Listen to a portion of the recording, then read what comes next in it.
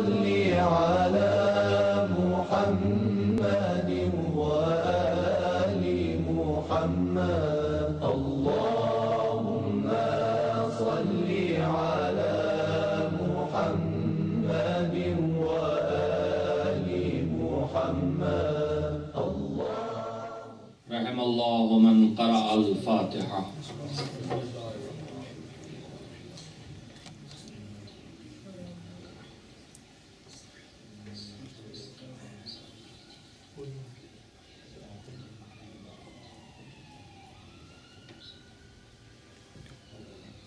اعوذ باللہ من الشیطان اللعین الرجیم. بسم اللہ الرحمن الرحیم. الحمد للہ رب العالمین والعاقبۃ للمتقین والجنۃ للمؤمنین والنار للملحدین والصلاة والسلام على سید الانبیاء والمرسلین سیدنا و نبینا و شفیعنا ابی القاسم محمد اللهم صل على محمد آل الطیبین الطاہرین المعصومین المظلومین واللعنة الدائمة الباقية على أعدائهم أجمعين من الآن إلى يوم الدين. أما بعد فقد قال رسول الله صلى الله عليه وآله وسلم إني تارك فيكم الثقلين كتاب الله وعترتي أهل بيتي ما إن تمسكتم بهما لن تضلوا بعدي ولن يفترقا حتى يردا علي الحوض. صلوات بھیجے محمد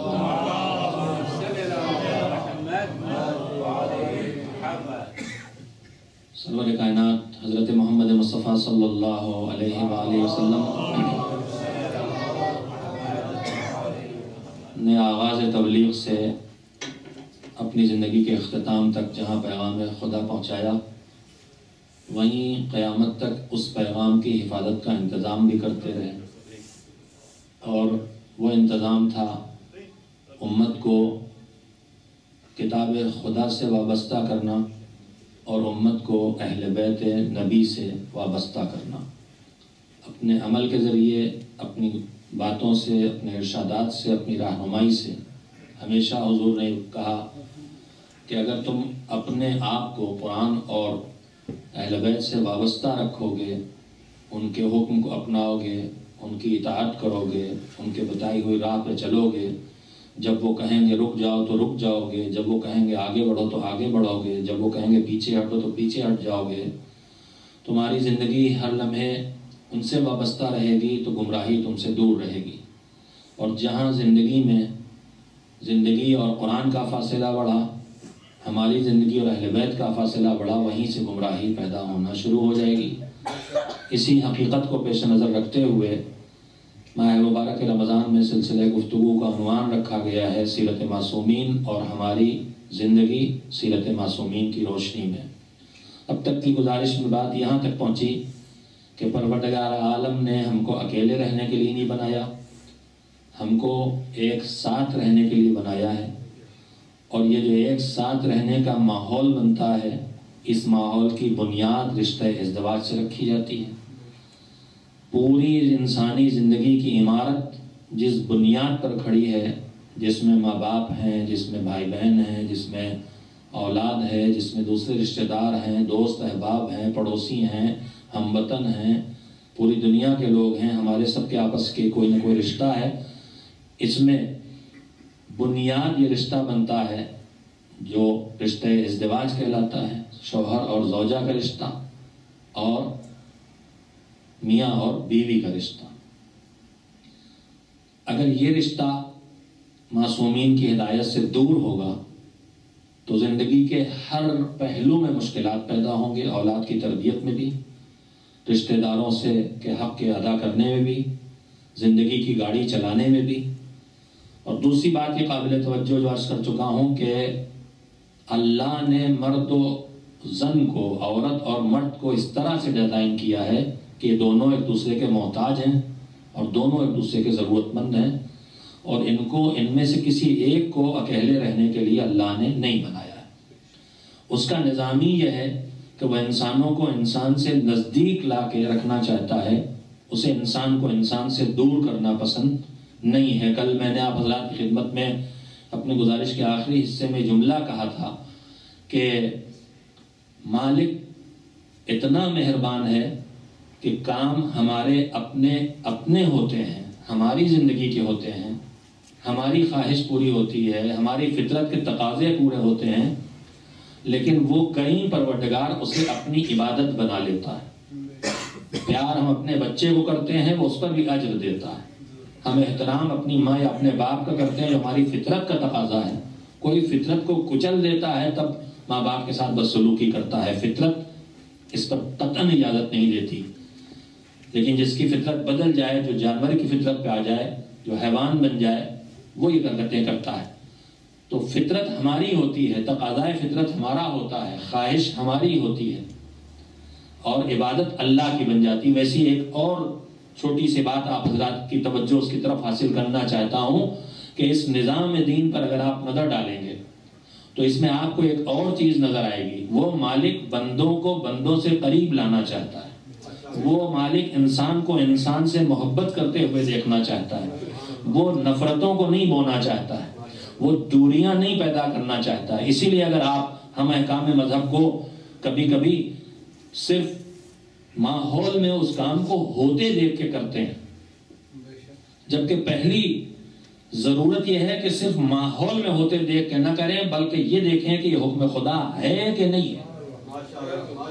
اس کا نتیجہ ہوتا ہے بسا اوقات بہت سے کام ماحول میں ہو رہے ہیں جنہیں ہم حکم خدا سمجھ کے کرتے ہیں اور وہ حکم خدا نہیں ہوتے، اور دوسرے اگر وہ حکم خدا ہوتے بھی ہیں لیکن ہم ماحول سے لے کے کرتے ہیں، ہم رسم و رواج سے لے کے کرتے ہیں، ہم عادت کی بنا پہ کرتے ہیں، تو ہمیں خیال بھی نہیں آتا کہ حکم خدا ہے۔ اس کا نتیجہ یہ ہوتا ہے کہ محروم ثواب ہو جاتے ہیں۔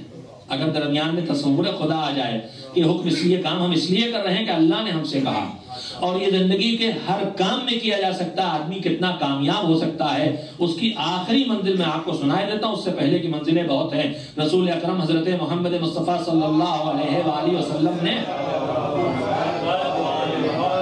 جناب ابو ذر رحمت اللہ علیہ سے خطاب کرتے ہوئے یہ کہا تھا کہ اے ابو ذر، اگر تم سے یہ ہو سکے، اس کہنے کا مطلب یہ ہے کہ آسان نہیں ہے ابو ذر کے لیے بھی، اگر یہ ہو سکے تو ایسا کرو۔ کیا کہا؟ جب کھانا کھاؤ، آدمی کھانا کیوں کھاتا ہے؟ بھوک لگی اس لیے کھا رہے ہیں۔ روزہ کھولا 18 گھنٹے 19 گھنٹے، میں تو سحری بھی نہیں کرتا ہوں، میں تو بس 24 گھنٹے میں افطاری کرتا ہوں، بھوک لگی ہے کھا رہے ہیں۔ مزے کا کھانا آیا ہے، کہاں روزانہ کچوڑی پکوڑی کھانے کو ملتی ہیں؟ رمضانی کا مہینہ تو اللہ کی مہمانی ہے، تو اس لیے کھا رہے ہیں۔ یہ ہمیں مزے کا لگ رہا ہے اس لیے کھا رہے ہیں، یہ ہمیں بھوک لگی اس لیے کھا رہے ہیں، اس سے ہمارا پیٹ بھرے گا اس لیے کھا رہے ہیں، اس سے آگے نہیں جاتے ہم۔ لیکن کام ہمارے یاد اللہ کی تو کام ہمارا ہوتا ہے، عبادت وہ اپنی بنا لیتا ہے۔ پیغمبر نے کہا ہے ابو ذر، اگر ہو سکے تو دسترخوان پہ جب کھانا کھاؤ تو دماغ میں یہ خیال آ جائے، اگر تمہارے اگر ہو سکے، فرضی نہیں ہو سکتا، کرنا پڑے گا، یہ خیال اگر تمہارے دماغ میں آ جائے کہ میں اس لیے کھا رہا ہوں کہ اس سے جو میرے بدن میں طاقت آئے گی، اس طاقت سے میں وہ کام کروں گا جو اللہ نے میرے ذمہ ڈالے ہیں، میں جاؤں گا جاب کروں گا۔ خالی نماز روزے کی بات نہیں ہے، خالی نماز کھانا کھاؤں طاقت آئے گی تو نماز پڑھوں گا، سحری کھاؤں بدن میں طاقت آ جائے تو روزہ رکھوں، خالی اتنی بات نہیں۔ اس لیے سحری کھا رہا ہوں کہ دن بھر کی جو میری ڈیوٹی ہے اس ڈیوٹی کو ٹھیک سے کر سکوں، اور شام کو چڑچڑا کے گھر میں واپس نہ ہوں۔ وہاں بیوی نے دن بھر روزہ رکھ کے بچوں سے دن بھر نپٹی ہے، میں روزہ رکھ کے تھک کے آیا ہوں بغیر سحری کا، اور دونوں چڑچڑے کھڑے ہو گئے آگے دروازے پر، وہ ادھر سے چڑچڑاہٹ لے کے آئی، ادھر سے چڑچڑاہٹ لے کے آئی، تو گھر میں سوائے ماچس کی تیلیاں جلنے کے اور کیا ہوگا؟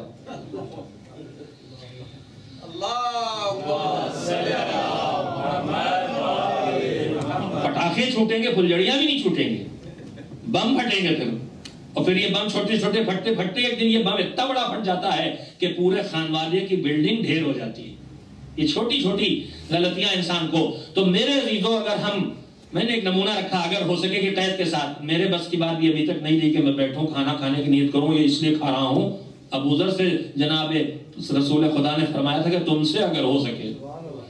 لیکن میرے اس کہنے کا مطلب یہ ہے کہ جب کھانا میں کھاؤں اور میرا کھانا بھی عبادت خدا بن جائے تو پھر زندگی کا ہر کام جو ہے مباح اور حلال اگر درمیان میں تصور خدا آ جائے تو وہ عبادت بن جائے گا. تو مالک ہماری زندگی کے ہر کام کو اپنی عبادت بنانے پہ تیار ہے. اور کام کیوں؟ انسان کو آباد رکھنے کے لیے. کام کیوں؟ انسان کو انسان سے قریب لانے کے لیے، دوریاں مٹانے کے لیے، نفرتیں مٹانے کے لیے. میں نے عرض کیا تھا کہ ہم اکثر احکام مذہب پہ یوں ہی عمل کر لیتے ہیں، رسم کی بنیاد پر، عادت کی بنیاد پر. خیال خالی آنا چاہیے کم سے کم کہ یہ کام ہم اس لیے کر رہے ہیں. دائیں ہاتھ سے پانی پی رہے ہیں، اللہ ماں باپ نے بچپن سے سکھا دیا ہے، لیکن دماغ سے نکل جاتا ہے کہ حکم خدا بھی تو یہی ہے، ماں باپ نے اسی لیے سکھایا تھا. تو اگر قدم قدم پہ خدا کو یاد رکھنے کی عادت پڑ جائے، پانی پینے سے ایک بسم اللہ کہہ لیں گے تو پانی پینے کا ثواب بھی ملے گا، بسم اللہ کہنے کا ثواب ملے گا، داہنے ہاتھ سے پینے کا بھی ثواب ملے گا. اس سے کہ ارادے میں آ گیا نا کہ اس لیے پی رہا ہوں داہنے ہاتھ سے کہ یہ اللہ نے یہ ادب سکھایا، یہ تہذیب سکھائی ہے، یہ سلیقہ سکھایا. تو قدم قدم پہ خدا کو یاد رکھنے کی عادت زندگی کے کاموں کو بناتی چلی جائے گی. عبادت خدا، مالک کے احکام کی حکمتیں اور مصلحتیں وہ جانے. لوگ اکثر سوال کرتے ہیں اس حکم خدا کا کے پیچھے فلسفہ کیا ہے. میں ان سے ہمیشہ عرض کرتا ہوں کہ کچھ احکام خدا ایسے ہیں جس میں اللہ نے وجہ بھی بتا دی ہے کہ ہم نے یہ حرام کیا تو کیوں اور یہ حلال کیا تو کیوں. تو شراب کے لیے مثلا کلیئر قرآن مجید میں ہے کہ شراب ہم نے حرام کی. ایسا نہیں کہ شراب میں کوئی فائدہ نہیں ہے، قرآن کہتا ہے فائدہ بھی ہے شراب میں، لیکن اس کا نقصان اس کے فائدے سے زیادہ ہے، اس لیے ہم نے اسے حرام کیا ہے. مگر کیا نقصان ہے وہ بھی نہیں بتایا. اور بہت سے احکام ہیں جس میں اللہ بتاتا نہیں حکم کیوں دیا ہے، لیکن ایک مومن کا یقین اس پر ہے کہ حکم دینے والا کون ہے؟ عالم. حکم دینے والا کون ہے؟ حکیم. اس کا کوئی حکم حکمت سے خالی نہیں، فضول نہیں. حکم دینے والا کون ہے؟ رحمان. وہ کوئی حکم ہمیں ستانے اور تنگ کرنے کے لیے نہیں دے گا. حکم دینے والا کون ہے؟ عادل. وہ ہمیں ظلم نہیں کر سکتا. تو اگر یہ 3-4 باتوں کا ایمان انسان کو ہو جائے تو اس کے بعد ہر حکم خدا میں کوئی مصلحت سمجھ میں آئے چاہے سمجھ میں نہ آئے آدمی اس پر عمل کرے گا. لیکن مومن کی ذہانت اور مومن کی صفائی قلب احکام خدا کی مصلحتوں سے اسے نزدیک پہنچا دیتے ہیں. اور کبھی کبھی معصومین نے بھی سہارے دیے ہیں. بعض روایات نے بتایا کہ اللہ کی حکم کیوں ہے، اس کا فائدہ کیا، اس کا نقصان کا. علل الشرائع کے نام سے ایک مستقل ایک باب، ایک چیپٹر، ایک کتاب بھی اسی نام سے شیخ صدوق کی ہے. لیکن اس کے علاوہ احکام خدا کی مصلحتیں کیا ہیں، اس میں بہت سی روایتیں وہ بھی ہیں جو لوگوں نے گڑھ کے شامل کر دی ہیں. اس لیے کہ ہمارے مذہب میں، مذہب جعفری میں، قرآن مجید کے علاوہ کوئی کتاب ایسی نہیں جس کے لیے ہم اس کے دعوے دار ہوں کہ اس کی پہلی روایت سے آخری روایت تک سب صحیح ہے. آج کل ایک فیشن اور چلا، کہیں سے کسی ضعیف اور گڑھی ہوئی روایت کو اٹھا لاتے ہیں اور کہتے ہیں جو ہم کر رہے ہیں دیکھیے یہ روایت ہے. تو آج آپ گڑھ کے کر رہے ہیں، کل اس نے بھی گڑھ کے روایت رکھی تھی. ہر روایت ہمارے مذہب میں قابل قبول نہیں ہے. صرف وہ روایت قابل قبول ہے جس کا راوی مومن ہو، عادل ہو. عادل نہ ہو تو کم سے کم موثق ہو، یعنی اس کا کیریکٹر اتنا مضبوط ہو کہ اس کے بارے میں یہ طے ہو کہ یہ جھوٹ نہیں بولتا ہے اور گناہ کر لیتا ہے لیکن جھوٹ نہیں بولتا، تب وہ روایت معتبر ہوتی، تب اس سے دلیل پیش کی جاتی. تو حکمتیں اور مصلحتیں کہیں کہیں مالک نے بتائی ہیں. میں آپ کی خدمت میں آج کہہ کے ابتدائی گفتگو یہ کر کے کہ مالک کے احکام میں، الہی احکام میں پروردگار عالم نے جو ہمارے کام انجام دیے ہیں مگر اس میں قربت اور لوگ ایک دوسرے سے دور نہ ہو اس کو پیش نظر رکھا ہے. اس کے نمونے دینا چاہتا تھا، بس اب وقت ختم ہو رہا، جلدی سے سن لیں. میرے عزیزوں، مسجد میں آنے جانے کے احکام آپ نے پڑھے ہیں. ان میں ایک یہ ہے کہ مسجد میں کوئی ایسی چیز کھا کے انسان نہ جائے جس کی بو سے دوسرے کو زحمت ہو. اس کی جو روایات میں اس وقت چیزیں تھی، مثلا پیاز کچی کھا کے آ رہے ہیں سیدھے چبائے ہوئے، لہسن کھا کے آ رہے ہیں. لیکن پیاز لہسن تو اس کی ایک مثال ہے. روزہ کھولا، سیدھے گئے باہر، تو وہاں اور سیدھے اندر، حال پورا کا پورا معطر. 4 دن سے برش نہیں کیا. میں کسی ایک انسان کو نہیں کہہ رہا ہوں، میں اپنے بچوں کو سمجھانے کے لیے مثالیں دیتا ہوں. 4 دن سے برش نہیں کیا، منہ کھولتے ہیں تو بھگ کے 2 کلومیٹر تک جا رہے ہیں۔ مذہب کہتا ہے کوئی ایسی چیز کھا کے جس سے منہ سے بو آئے۔ مسجد میں جانا مکروہ ہے، حرام نہیں ہے۔ کل سے کوئی مسجد چھوڑ دے، مولانا نے منع کیا ہے، حرام نہیں، مکروہ ہے، نہیں ثواب کم ہوگا، اور جو یہ کرے گا اس کا ثواب کم ہوگا، اس کا ثواب کم نہیں ہوگا جو پڑوسی ہے اس کا، کہ ہم لوگوں کو یہاں بھگانا شروع کر دیں، اس کا تو شاید بڑھ جائے گا کچھ، اس لیے کہ وہ بدبو کو برداشت کر رہا تو اس کا ثواب تو شاید بڑھ ہی جائے گا، گھٹے گا نہیں۔ تو ایک مثال میں نے دی، سجدہ اور نماز پڑھنے میں سجدے کی جگہ کو پھونک مارنا مکروہ ہے۔ آپ سوچ رہے ہیں مولانا یہاں تو کبھی پھونکتے پھاکتے ہم نہیں، چلیے پاکستان انڈیا مسجدوں میں دیکھیں کیسے نہیں پھونکیے گا۔ دیہاتوں میں جہاں دھول چاروں طرف اڑتی ہے اور شہروں میں بھی جہاں دھواں چاروں طرف اڑتا ہے، صبح نماز پڑھ کے مسجد میں جائیے، شام کو آئیے پھر ایک تہ جمی ہوئی ہے سیاہ، صاف کرنا پڑتا ہے، خاک ہوتی ہے، کپڑے نمازی کے گھٹنوں سے پتہ چل جاتا ہے کہ نماز پڑھ کے آیا، سفید شلوار پہ 2 نشان گھٹنوں پر، پیشانی پر تو ہے ہی صرف ایک نشان، گھٹنوں پر بھی ہوتے ہیں، زیادہ رجسٹریشن ہوتا ہے وہاں نماز پڑھنے کا۔ اب یہاں پہ کبھی کبھی آدمی بے خیالی میں پھونک مار کے دھول اڑا دی۔ مگر یہ بتائیے مذہب کتنا انسانیت کا خیال رکھتا ہے؟ جماعت ہو رہی ہے، 1-1 فٹ کے فاصلے پہ ہم ایک دوسرے سے سجدے کر رہے ہیں، میں سجدہ میں سجدے میں جا کے پھونک ماروں تو دھول اڑے گی نا، اڑ کے ہمارے پڑوسی تک جائے گی نا، 1 سیکنڈ کی ایک جھجک اس کے اندر آئے گی، شاید 1 ملی میٹر وہ لرز جائے اس پھونک کی وجہ سے۔ اللہ کہتا مجھے اتنی بری بھی برداشت نہیں۔ ایسا کوئی کام نہ کرو جو انسان کو انسان سے، مومن کو مومن سے اتنی دیر کے لیے اتنا سے بھی دور کرے۔ منہ سے بو آ رہی آدمی ذرا سے جھجک کے پیچھے ہٹے گا، نہیں مجھے اتنی دوری بھی برداشت نہیں، مت کرو یہ کام۔ ہر وہ کام جو انسان کو انسان سے دور کرتا ہے اللہ اسے یا مکروہ کرتا ہے یا حرام کر دیتا ہے۔ غیبت دور کرتی ہے، حرام کر دیا۔ چغلخوری دور کرتی ہے، حرام کر دیا۔ عیب جوئی دور کرتی ہے، حرام کر دیا۔ اعانت مومن ہمیشہ کے لیے دور کر دیتا ہے انسان کو انسان سے، حرام کر دیا۔ جن کا بڑا نقصان ہے، بڑی دوریاں، مضبوط دوریاں پیدا کرتے ہیں، وہ سب کام اس نے حرام کر دیے۔ جو دوری تھوڑی ہے مکروہ کر دیا، جس کا نقصان ہے ذرا سے وقتی کم، اس کو مکروہ کیا۔ اسی طرح سے دوسرا رخ دیکھیں، ہر وہ کام جو انسان کو انسان سے قریب لاتا ہے اس کو مستحب کر دیا۔ ایک مومن بیمار ہوا، ایک مومنہ بیمار ہوئی، مذہب کہتا جاؤ عیادت کے لیے۔ میں گیا پھل لے کے عیادت کرنے کے لیے، تھوڑی دیر بیٹھا، اس کے بھی آداب ہیں۔ مذہب کتنا خیال انسانیت کا رکھتا، کہا بیمار کی رات میں عیادت کے لیے مت جاؤ، اس کا رات بیمار ہے، رات میں آرام کا وقت ہو سکتا ہے، اسے صداؤ نہیں، عیادت اس کی ایک اور بیماری نہ بن جائے۔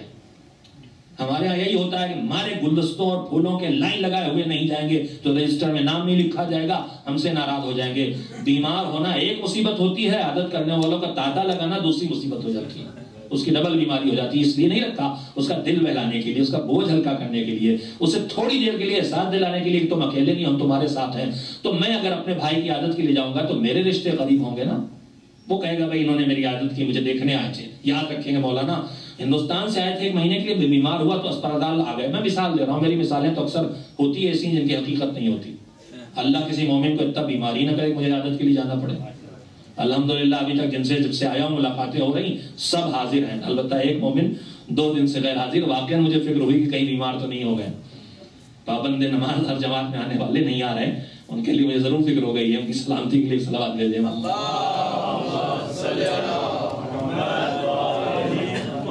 میرے عزیزوں، ہر وہ کام جو انسان کو انسان سے قریب ہے، عادت انسان کو انسان سے قریب کرتی ہے۔ تحفہ، گفٹ، اب وہ مقابلے بازی ہم اسے بھی، ہماری بدنصیبی یہ ہے کہ جو کام نزدیک لانے کے لیے اللہ نے کیے تھے ہم ان کو بھی دوری کا ذریعہ بناتے ہیں۔ ہم تحفوں میں بھی مقابلے بازی میں آ گئے۔ وہ اتنے کا گلدستہ لائے تھے، ہم اتنے کا لائیں گے، انہوں نے یہ میپ دیا تھا ہم یہ والا دیں گے، اس میں مقابلہ، پھر اس پہ تبصرے، ہمیں نیچا دکھانے آئے تھے، ہمیں ذلیل کرنے آئے تھے، ہمارے پاس اتنا پیسہ نہیں۔ اللہ نے تو تحفہ رکھا تھا کم وقتوں، تمہیں نزدیک لانے کے لیے، حسد بڑھانے کے لیے نہیں رکھا تھا، نکتہ چینی کے لیے نہیں رکھا تھا، تنقیدوں کے لیے نہیں رکھا تھا۔ یہ ہماری بدنصیبی ہے، اس کی طرف سے اسی لیے تھا کہ قریب ہو، عیادت سے قربت ہوگی، تحفے سے قربت ہوگی۔ میرے عزیزوں، کہیں موت ہو جائے جاؤ تعزیت کے لیے، تنہائی محسوس نہ کرے۔ تو میں نے مثالیں آپ کو ساری یہ دی ہیں، اس بات کی کہنے کے دی ہیں۔ یہ گھڑی کتنے بجا رہی بھائی؟ اچھا ایک صلوات بھیجیں. تیسرا جو تار کا کس ہوئی ہے میرے سر کر رہی ہے, ایک صلوات اور بھیجیں محمد علیہ. تو ہر وہ کام جو انسان کو انسان سے قریب لائے اللہ اسے اپنی عبادت بنا دیتا ہے.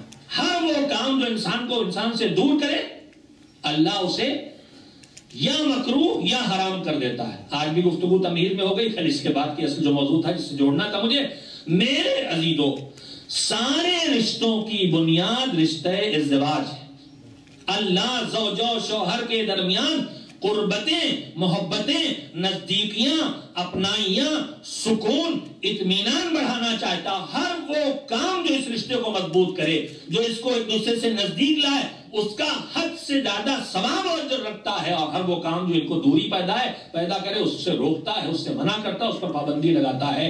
اس حد تک میں نے عرض کیا تھا کہ ساری عبادتوں میں اور شہادت اور جہاد میں یہ فرق روایات میں موجود ہے کہ ہر نیکی کے بعد نیکی, ہر نیکی کے بعد نیکی, ہر نیکی کے بعد نیکی, لیکن شہادت سے اوپر کوئی نیکی نہیں ہے. شہادت نصیب کہاں ہوتی ہے؟ جہاد میں نصیب ہوتی ہے. میرے عزیزوں خاتون خانہ کے ذمے جو ذمہ داریاں جن کا ابھی میں نے تذکرہ نہیں کیا لیکن آپ مجالس میں سب سنتے ہی رہتے ہیں, میں ان سب کو بیٹھ کے دہراؤں گا بھی نہیں. اور جو شوہر کے اوپر ذمہ داریاں, مرد اور عورت دونوں پر جو اللہ نے ذمہ داریاں رکھی ہیں, وہ تقسیم کار کیا ہونا چاہیے, ہمارے پاس کون سا ماڈل ہے, ہم کس ماڈل کو لے کے چلیں تو ہماری زندگیاں کامیاب ہوں. میں اتنا کم از کم آپ کے سامنے انہی واقعات اور روایات کے سہارے عرض کروں گا جو روزمرہ آپ تاریخوں میں پڑھتے اور سنتے رہتے ہیں. لیکن میں عرض کرنا چاہتا ہوں اس وقت جتنا وقت ہے اس میں کہ میرے مالک نے صلوات بھیجے.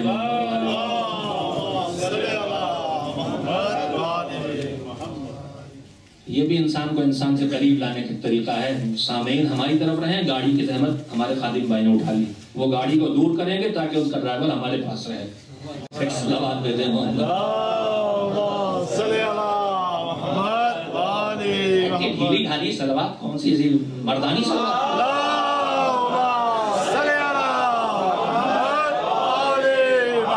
ابھی میں اپنی بہنوں سے کہتا تو وہ نیچے چھت توڑ کے آواز پہنچا دیتی ہے صلوات کی. آپ کی آواز کہیں گئی؟ اللہ تک تو پہنچائیے.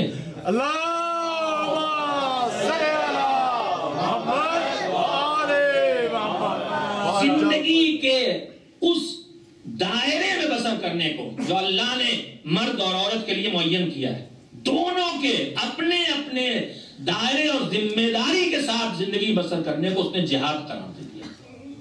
جہاد جس کے نتیجے میں شہادت, جس کے بعد کوئی نیکی اس سے اوپر نہیں, جس کی جزا اتنی بڑی. میں نے آپ کو اس دن سنایا ہے کہ پیغمبر خدا کے خدمت میں خاتون نے آ کے کہا تھا کہ آپ لوگ تو جائیں گے جہاد کریں گے, اتنا ثواب آپ کو جہاد کا ملے گا, اور ہمیں آپ کے بچے ہم پالیں, آپ کی امانتوں کا ہم خیال کریں, آپ کی عدم موجودگی میں آپ کی عزت آبرو کا ہم لحاظ رکھیں. ذرا قدم. واقعاً آج بھی ہم سب احسان مند ہیں اپنی ان خواتین کے جن کے شوہر گھروں سے دور روزی کے سلسلے میں ہیں, اور وہ وہاں اپنے وطن میں. کتنے لوگ یہاں ہیں جن کی بیویاں پاکستان میں ہیں, اور اس کا الٹا بھی ہو سکتا ہے. میرے عزیزوں جو اس عالم میں بھی اپنے شوہر کی امانت کی حفاظت کرے, عفت کی حفاظت کرے, اولاد کی حفاظت کرے, مال کی حفاظت کرے, یہ اتنا بڑا احسان ہے اس خاتون کا. اور اسی طرح سے وہ مرد جو تکلیفیں اٹھا کے, زحمتیں اٹھا کے, دشواریوں کا سامنا کر کے اپنی فیملی کی خدمت کے لیے, اس کی زندگی میں نعمتوں کے اضافے کے لیے تکلیفیں اٹھائے, دونوں کی ان کوششوں کو اپنے دائرے میں رہ کے اللہ نے جہاد قرار دیا. پیغمبر نے اس خاتون سے بھی کہا تھا جہاد المرأۃ حسن التبعل, عورت کا جہاد یہ ہے کہ وہ اچھا سے گھر چلائے, شوہر کے ساتھ اچھی زندگی بسر کرے, خوش مزاجی کا ماحول, محبت کا ماحول, اپنائیت کا ماحول. میں نے ابھی دونوں کے حقوق و فرائض نہیں بیان کیے, مرد کی بھی یہی ڈیوٹیاں ہیں. دونوں نالائق ہیں تو دونوں کی سزا بھی ہے کہ جنت کی خوشبو بھی نصیب نہیں ہونے والی ہے اگر نالائقی کریں گے, چاہے مرد نالائقی کرے, چاہے عورت کرے, چاہے شوہر, چاہے زوجہ. لیکن میں دوسرا رخ آج آپ کی خدمت میں 2 دن سے نہیں عرض کر سکا کہ جیسے عورت کا اپنے دائرے فرائض میں رہ کے زندگی بسر کرنا جہاد ہے, ویسے مرد کا بھی اپنے فرائض کو ادا کرنا جہاد قرار دیا اللہ نے. روایت کہتی, میں جلدی سے سن لیں, 2 دن سے نہیں سنا سکا. رسول اکرم اپنے اصحاب کے ساتھ بیٹھے تھے, ایک مرتبہ ایک جوان دیکھا, مضبوط بدن کا, ہٹا کٹا, بازو کی مچھلیاں بھی دکھائی دے رہی ہیں, چلنے بھی مضبوطی ہے, جسم بھی طاقتور ہے, چال بھی, قدم بھی سنبھل کے رکھ رہا, ہاتھوں میں, سب لوگ جہانگیر بھائی تو نہیں سمجھ رہے ہیں,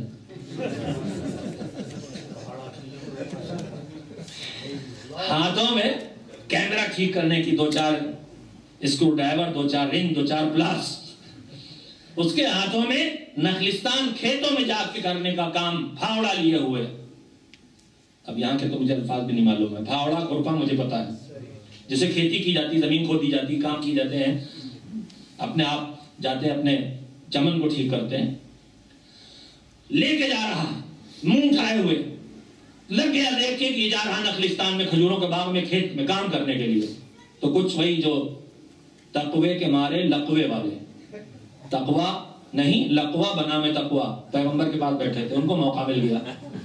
اہل لقوہ فوراً بولے یہ جو اس میں اتنی مضبوطی دکھائی دے رہی ہے, اتنے عزم و ارادے کے ساتھ اتنے مضبوط قدم جما کے یہ جا رہا ہے روزی کمانے کے لیے, کھیتی کرے گا, کمائے گا, کاش اس کی یہی مضبوطی ہوتی دین کی طرف. تو پیغمبر نے ان کی بات سنی اور پیغمبر نے فوراً فرمایا سنو, یہ جو اس مضبوط ارادے کے ساتھ جا رہا ہے ذرا یہ دیکھو یہ کیوں جا رہا ہے. اس کے بعد پیغمبر نے اس کے 4 آپشن گنائے کہ یا اس لیے جا رہا ہے, یا اس لیے, یا اس لیے, یا اس لیے. اور اگر ان میں سے کون سا, ان اہل لقوہ نے کہا تھا کاش یہ اس کی کوشش سبیل اللہ میں ہوتی, اللہ کی راہ میں ہوتی. یہ تو کھیتی کرنے جا رہا ہے, یہ تو کھجور پیدا کرنے جا رہا ہے, کمانے جا رہا ہے, روزی لینے. ان مقدس محابوں نے کہا تھا کاش اس کی کوشش فی سبیل اللہ ہوتی, اللہ کی راہ میں ہوتی. ان کی نگاہ میں اللہ کی راہ کا مطلب کیا تھا؟ آتا مسجد میں نماز پڑھتا, آتا تلاوت کرتا, ایسے کچھ دعا ہوا پڑھتا تو سمجھتے فی سبیل اللہ کام ہو رہا. ہاں وہی نہیں تھے, سب تھے. یہ نہ طے کیجئے کہ لقوے والے کون تھے. اب پیغمبر نے کہا سنو, یا تو یہ اس لیے جا رہا کہ یہ جو روزی کمائے گا اس روزی سے اپنے بوڑھے ماں باپ کی خدمت کرے گا. تو اگر یہ اس لیے جا رہا ہے تو یہ اللہ کی راہ میں جا رہا ہے, یہ اپنی راہ میں نہیں جا رہا ہے, یہ سبیل اللہ میں جا رہا ہے. دوسرا آپشن سنیے, کہا پیغمبر نے کہا یا اس لیے بھی نہیں, اس کے ماں باپ نہیں ہے مثلا, یا ماں باپ کو ضرورت نہیں ہے, خود کفیل ہے, باعزت ہے, اولاد سے کے سامنے ہاتھ نہیں پھیلاتے, اور پھیلائیں کہ اگر کوئی دے بھی تو نہیں لیتے. جو غیرت مند ہوتے ہیں وہ یہی کوشش کرتے ہیں کہ اولاد پر پوری زندگی قربان کی ہے. ہمارے ماں باپ بھی ایسے تھے, ہم بھی ایسے ماں باپ ہونا چاہتے ہیں کہ ہم بچوں کا احسان نہ لیں. بچے ہمارے لخت جگر ہیں, جگر کا ٹکڑا ہے, جسم کا ٹکڑا ہے, روح کا ٹکڑا ہے. ان کے پاس جو جا رہا وہ سب ہمارا, ہمارے ہی پاس آ رہا, کہیں اور نہیں جا رہا. کہا اگر یہ ماں باپ نہیں اس کے, یہ ماں باپ کی زندگی میں سہولت کے لیے نہیں جا رہا, بلکہ یہ اس لیے جا رہا ہے تاکہ یہ اپنے بیوی بچوں کی زندگی میں اور سہولتیں پیدا کرے. فَهُوَ فِي سَبِيلِ اللَّهِ, تب بھی اللہ کی راہ میں جا رہا ہے. کہ اگر اس لیے بھی نہیں, اس کے ماں باپ بھی نہیں, اس کے بیوی بچے بھی نہیں, یہ اکیلا رہتا, مگر یہ کیوں جا رہا؟ یہ اس لیے جا رہا ہے, توجہ دے میرے جوان خاص کر کے, تاکہ یہ روزی کما کے معاشرے میں باعزت زندگی بسر کر سکے اور کسی کے آگے اسے دستے سوال نہ پھیلانا پڑے. فَهُوَ فِي سَبِيلِ اللَّهِ, تب بھی یہ سبیل اللہ میں نکلا ہے. اب اس کے بعد چوتھا آپشن پیغمبر نے گنایا, کہا ہاں اگر نہ ماں باپ کی خدمت کے لیے, نہ معاشرے کے لیے, نہ اولاد کے لیے, نہ اپنی عزت کے لیے, اپنی حفاظت کے لیے دستے سوال نہ پھیلانا پڑے, اس لیے نہیں, بلکہ یہ اس لیے جا رہا ہے تاکہ صاحب دولت بن کے دوسروں کے مقابلے میں اپنی بڑائی کا اظہار کرے کہ دیکھو میرے پاس یہ گاڑی ہے, یہ مکان میرا سب سے بڑا, ایسا پوری کمیونٹی میں کسی کے پاس نہیں, ایسی گاڑی کسی کے پاس نہیں, میرے پاس جو ٹائی ہے یہ ٹائی کسی کا گلے میں آج تک پھندا بن کے نہیں لٹکی, میں دیکھو ریشم کے کپڑے پہنے ہوں جو شریعت نے حرام کیے ہیں, میں یہ سونے کی چین انگوٹھی اور کان میں زنانے, بندے, جھومر, جھالے, جو جی چاہے کہہ لیجئے. شریعت کا ایک قانون ہے, مرد عورت جیسی بنے.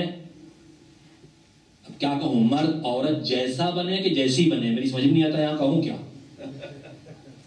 مرد عورت جیسی بنے تو حرام, عورت مرد جیسا بنے تو حرام.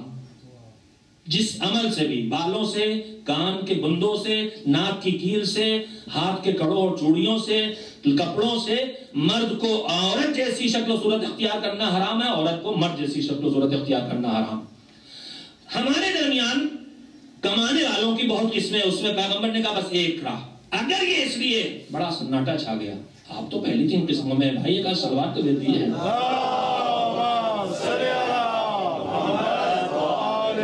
میں نے یہاں کسی کے پاس اکاپو والی کوئی چیز ہی نہیں دیکھی، سب کی نارمل گاڑیاں ماشاءاللہ سے، یا پھر مجھے تمیز نہیں ہے، مزاج بھی نہیں دیکھے. لیکن اگر پیغمبر نے فرمایا اگر یہ اس لیے جا رہا ہے کہ بڑا آدمی بن کے دوسروں پر اپنا غرور، اپنا بڑاپن، اپنے بڑے پن کی دھاک بٹھائے، فَهُوَ فِي سَبِيلِ الشَّيْطَانِ، اب یہ سبیل اللہ میں نہیں نکلا ہے، اب یہ شیطان کی راہ میں نکلا ہے. یہیں سے فتنے شروع ہوں گے، یہیں سے ہنگامے شروع ہوں گے. تو میرے عزیزوں، میری بات بھی ختم، اس سے پہلے وقت ختم. میرے عزیزوں، میں نے آج صرف اتنا کہنا چاہا ہے کہ پروردگار عالم نے ہمیں ایک دیکھنا چاہا ہے، نزدیک دیکھنا چاہا ہے. قربتیں چاہیے ہیں، دوریاں نہ پسند کرتا، نفرتیں نہ پسند کرتا. وہ کام جو قریب لاتے ہیں انہیں اپنی عبادت بنا دیتا ہے، وہ دور کرنے والے کاموں کو بالکل ان پہ پابندی لگا دیتا ہے. اور جو ایسی زندگی بسر کرے جو احکام خدا کی روشنی میں ہو، تو مالک اس زندگی کو جہاد قرار دیتا ہے. چاہے وہ عورت وہ زندگی بسر کرے، چاہے وہ مرد وہ زندگی بسر کرے. اور کون جیتا اور کون ہارا، کون اوپر گیا کون نیچے گیا، تو مالک خود فیصلہ کرنے والا ہے. اس لیے کہ فیصلے کا معیار ایک ہے، ان اکرمکم عند اللہ اتقاکم. تمہارے درمیان اللہ کے نزدیک، تمہارے یہاں بڑا آدمی یہ اونچا، وہ کیٹیگری اس کی ہائی، اسٹیٹس اس کا ہائی، جو چاہے طے کر لو.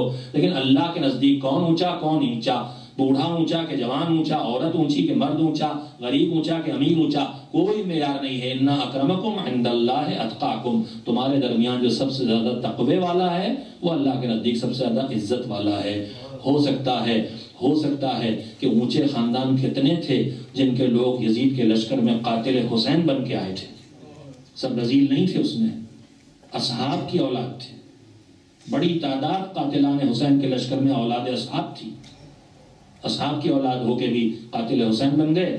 اور انہی میں سے ایک غلام ہے، حبشے کا رہنے والا، حسب و نسب بھی کسی کو معلوم نہیں ہے، مگر دل نورانی ہے ایمان سے، کردار تقوی سے سجا ہوا ہے. جون جن کا نام ہے، جو شب عاشور حسین کے اسلحوں پر سیکل کر رہے تھے، صبح سے بار بار جانا چاہتے ہیں میدان جنگ میں. اور حسین عزیز ہے، گھر کا غلام رہا ہے، اس لیے اسے روک رہے ہیں، نہیں جانے دیتے. آخر اس کے دماغ میں خیال آیا، اس نے فریاد کر دی، مولا کہ آپ یہ چاہتے ہیں کہ میری رگوں سے نکلا ہوا یہ سیاہ خون آپ کے اس سرخون میں شامل نہ ہونے پائے. شرف شہادت بھی مل گیا، حسین کی گود میں سر رکھنے کا موقع بھی مل گیا، حسین کے دست مبارک سے لاش اٹھانے جانے کا شرف بھی حاصل ہو گیا. ہماری جانیں قربان ان شخصیتوں پر جنہوں نے صرف ایمان اور تقوی کو اپنا معیار بنا کے حسین کے قدموں تک نہیں، حسین کی آغوش تک اپنے سر کو پہنچا دیا تھا. مالک ہمیں بھی یہ توفیق دے. ہم نہیں تھے لیکن اس نے حل من ناصرین کی صدا بلند کر کے جو ہمارے مولا نے ہمیں پکارا ہے، ہم اپنی زندگی کے ہر عمل سے لبیک یا حسین کہہ کے اپنے مولا کے لشکر میں شامل ہونے کے لائق بن جائیں اور خون حسین کا انتقام لے سکیں. وَسَيَعْلَمُ الَّذِينَ ظَلَمُوا أَيَّ مُنقَلَبٍ يَنقَلِبُونَ عَلَىٰ رَحْمَةِ اللَّهِ عَلَى الْقَوْمِ الظَّالِمِينَ. اللهم تقبل منا انك انت السمیع العلیم. آج کے میزبان حضرات کی طرف سے گزارش ہے کہ سورہ فاتحہ تمام مومنین مومنات بالخصوص سید غلام قاسم شاہ ولد فتح شاہ، سید ممتاز شاہ ولد صادق شاہ، سیدہ مظلوم بی بی دختر نظر شاہ کی رکو کیا.